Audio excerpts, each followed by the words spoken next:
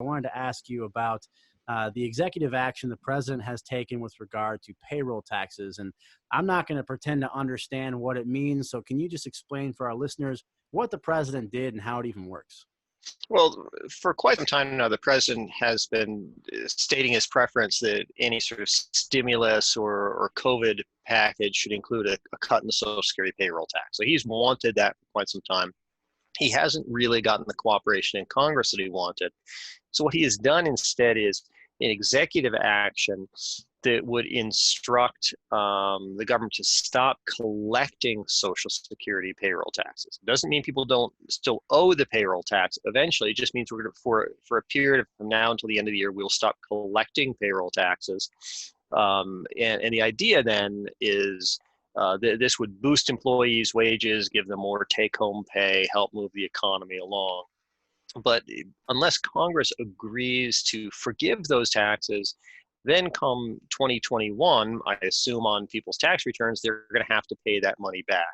So this isn't a payroll tax cut so much as a payroll tax deferral. The executive action would push off paying payroll taxes until sometime in 2021. And the idea is to again put more money in people's pockets, at least in the short term. If you take this literally, it is A, complicated, and B, doesn't make a whole lot of sense.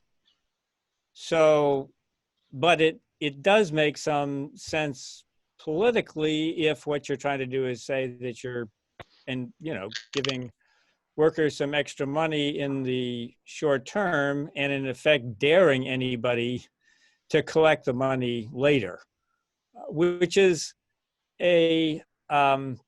if you look at that as something more than a very short-term political win, strikes me as a very bad precedent for policymaking, because the Social Security payroll tax is, after all, what funds the Social Security system, which already has a shortfall, and so it would, I think, Andrew, correct me if I'm wrong, if they did excuse this money, they would have to fill it with general revenues and so you begin to get more and more general revenues flowing into Social Security.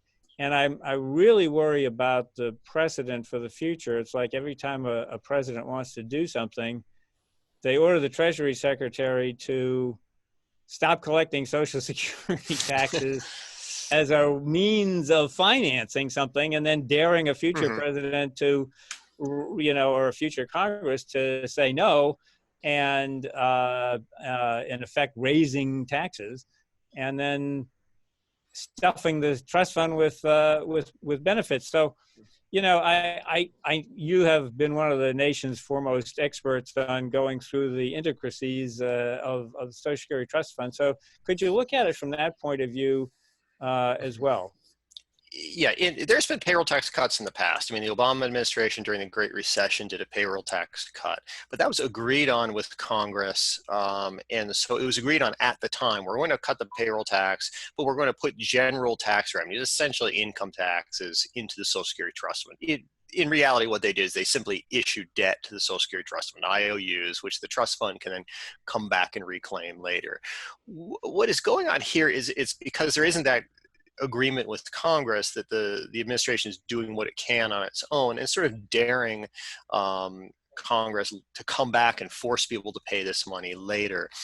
Just from a political perspective, I think this is maybe a kind of a change of thinking on the Republican side of how you do this kind of stuff. If you go back to the Obama administration, something like the DACA executive order on immigration, sort of legalizing the Dreamers, that was something that really offended a lot of Republicans, not just on policy, because they said, look, the government just the president doesn't have the right to do this on his own. It's not how these things are supposed to work, and so they're opposed to it. But it may be now we're getting into if you can't beat them, join them, of saying if the other side is going to do these sort of executive actions to get their way because we have this sort of intransigence in Congress, well, we're going to do the same thing. And so you could see it in the future as a sort of Republican strategy.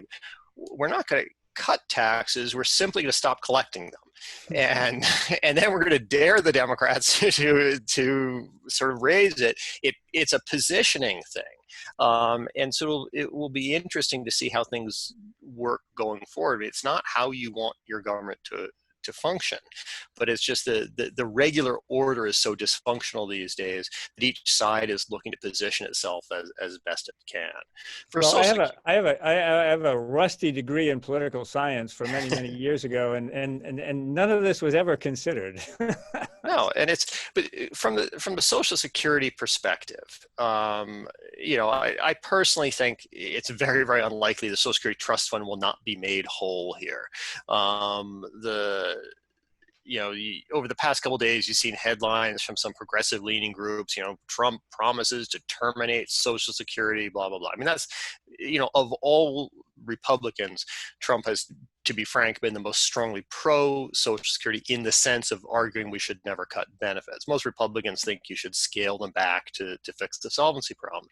So I don't think it's likely you're going to see the parties not address this on a trust fund point of view. The policy question I think people have is, does it hurt Social Security to have more general tax revenues, which means income taxes, going into the Social Security program? Alan Sloan in the Washington Post yesterday said this is going to destroy Social Security as a self-funding, earned benefits kind of program. To be frank, I kind of disagree with that. The reality is I see Social Security has never been exactly self-funding, and the benefits aren't exactly earned, but the myth of that, in my view at least, makes people resist reforms. If you say, hey, look, we're running out of money, we got to change things, they say, well, I earned my benefits. This is, you can't change it. The reality is you didn't. If we all fully paid for our benefits, the system wouldn't be run out of money. So in a sense, it might be the general revenue part, it might not be optimal, but it would say, look, this is in fact another government program. Let's figure out how to make this thing work. So, it may not be the ideal world, but the current way of funding Social Security, I think, has a lot of the defects of sort of a self-funded system. It's hard to change things, but it doesn't have the virtues of, in fact, being self-funded. So at any rate, we should just acknowledge the reality here. Either make it self-funding or admit it's not, and then figure out how things go. Well, most other countries, to be frank, don't have this sort of trust fund, self-financing Social Security structure. And I think, to be frank, they've been better at fixing their Social Security programs than we have.